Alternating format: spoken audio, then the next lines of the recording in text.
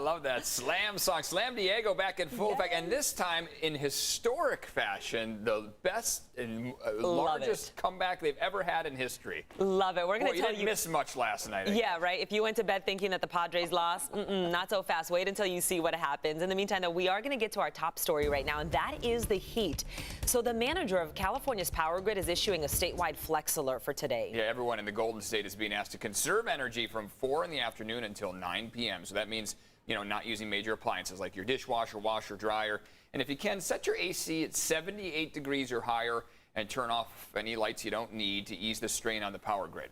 Let's check in with Netta now for more on this heat here on this Friday. On this Friday, yeah, your AC at 78 will feel like relief compared to the temperatures you're about to experience for these afternoon highs. Already right now, clearing of our marine layer. This is the Pacific Beach view. That's typically really gray, overcast. Not the case. Our marine layer is not as large and in charge this morning. This is, though, this giant ridge of high pressure. You see how widespread all that red and maroon is. A lot of people, millions of people will be dealing with heat throughout this weekend. Look at it. It's really going to hang around us for quite a few days. So we'll walk you through this heat wave here, let you know when we might get some relief coming up in your forecast. Jenny, what's going on out there? Well, overall, it is very quiet. I'll show you the map, big picture, but there is a crash that just popped in a second ago, so I just put it in for you. Let me zoom in on it there. Ooh, let's go back here. So it's impacting the 94 westbound right at the 5. We do have that left lane blocked. Crews are on the scene. Looks like in the Del Mar area, north on the 5, we've got some debris, but it's not really causing any major issues. Stella. Jenny, thank you. A memorial is growing for an Uber driver stabbed to death while on the job in National City. Today, the teenager accused of killing her could soon answer to a judge for the first time. News 8's Evan Ronnie live outside juvenile court with what we can expect here this morning. Morning. Good morning. That's right. Not much is known right now about what led to the senseless death of this 58-year-old Uber driver, except that police do believe that a 17-year-old is in connection to her death. They arrested that 17-year-old juvenile. They're not releasing her name or much information about her, but what we do know is that she's expected to appear here in juvenile court today. So let's run through some of that information that we do know, which is pretty limited. Now, as I mentioned, that suspect's name is being withheld because of her age, because she's a minor, but police believe she could be responsible for this fatal stabbing. It happened earlier this week. It was on Tuesday in National City. Paramedics and police responded to a 911 call on South Lanoyden Avenue. That's where they say they found 58-year-old Raquel Weber. Raquel Weber was identified yesterday, and she was in her car bloodied and unresponsive. Paramedics tried to revive her, but later pronounced her dead at the scene. And that's what we know, but here's what is still unknown. The police say they don't know if the suspect and the victim knew each other or if this killing was random. They also say they don't even know if the 17-year-old suspect was riding in the victim's vehicle. Raquel Weber was an Uber driver at the time, but they say they don't know if Weber was completing a trip nearby and then ended up parking her vehicle before she was stabbed and killed, or if the suspect was riding in the vehicle with her. Again, Uber confirming that Raquel Weber was an Uber driver with them, that she was working at the time of her death, but unknown what the connection was between that 17-year-old and Weber herself. Now, the police are working on getting a search warrant to be able to access the accounts of those of the Uber driver as well as of the suspect. They're hoping to find more information from that. Also, that 17-year-old in juvenile hall right now, expected to be brought here to juvenile court around 8 a.m. for the first time where she'll be in front of that judge. So we'll get more information around that time as to what happened in this situation. But again, details are all very limited right now. If you want more information, you can head to our website. That's cbs8.com. But for now, outside of the juvenile court in Linda Vista, I'm Evan Irani, News 8. Evan, thanks for that. There is a new call to conserve as our state and much of the West deals with a mega drought. Yeah, Governor Newsom asking Californians to cut back on water use. News 8's Chris Groh is live with what we need to know. Good morning, Chris. Good morning, Eric and Stella. And look, there are 50 counties in the state of California that are currently under a state of emergency for this drought.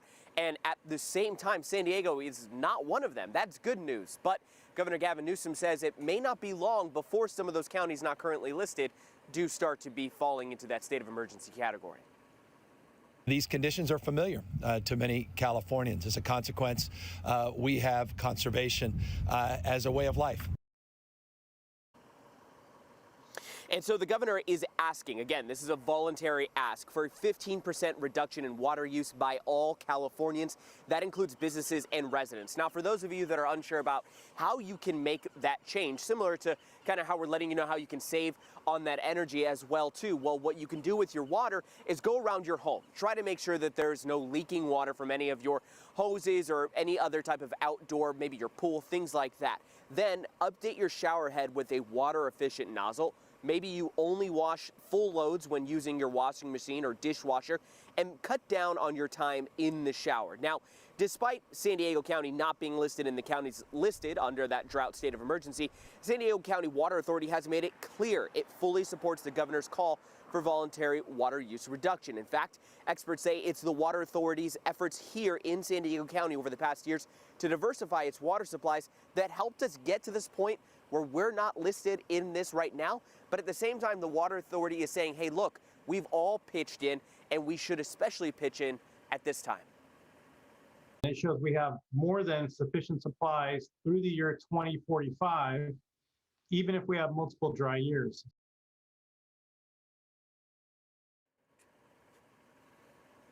And one of the best things about this call for action right now is that it could help you save money, similar to conserving your energy, conserving your electricity. So it's not all bad. But for more ways on how to save on that water, go to our website, cbs8.com, and click on that story link. Eric and Stella. Okay, Chris, thank you. So a lot of people are talking about this. This is so exciting. The Padres are going to return to the field tonight after one of the best comebacks so far this season. I mean it. It's the best comeback in the history of the team. At one point, the Padres were down 8-0 last night. Then it all turned around with one swing of the bat. Take a look.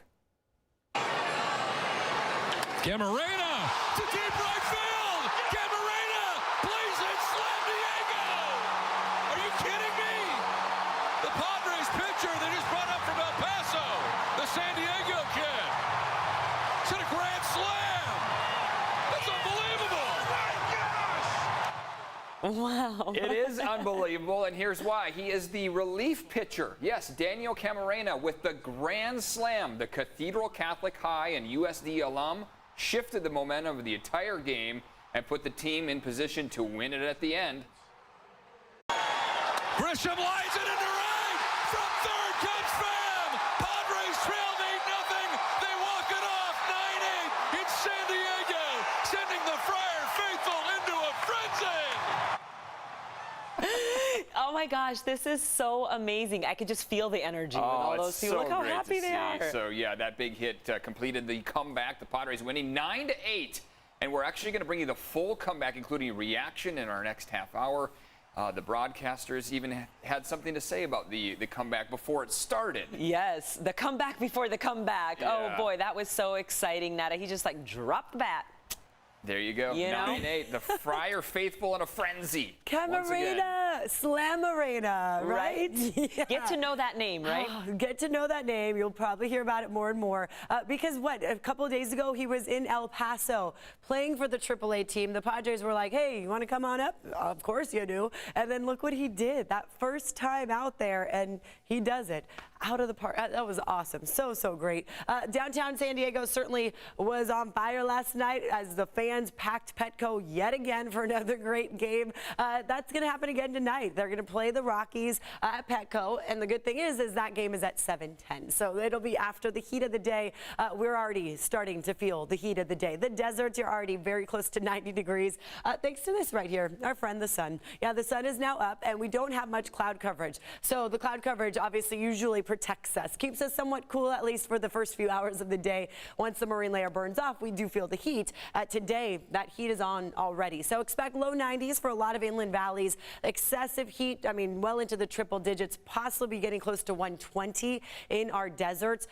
today, and then Saturday and Sunday gets even hotter, lasting through Monday. So that cool down will finally get here, but not until the middle of next week. Wednesday, Thursday, Friday, temperatures will drop off a little, but we have from now until then to deal with that warmer weather. So 64 in Poway, 64 in Ramona, you're at 63 in Fallbrook. Like I mentioned, near 90 for Borrego already. So that warm air is upon us. We're definitely warmer than we were 24 hours ago, as you see. Here's a look. If you plan to take the kids to the playground, this is what you can expect in places like Miramar. Low 80s for today. You'll also notice it feels muggy again. We do have that added moisture in the air. Relative humidity is up, so that's going to be in our forecast again today with that chance of mountain thunderstorms. I don't expect to see that in our local mountains, maybe to the north of us, but if you do plan to go for a hike, Mount Woodson 85 with mostly sunny skies with the potential for a possible tall billowing thunder clouds to form. So if that happens, we might see dry lightning, which increases our fire danger. Crossing fingers for that not to happen. Afternoon highs look like this. Yeah, they're hot. The AC will be popular, but remember, flex alert, set it at 78 or higher.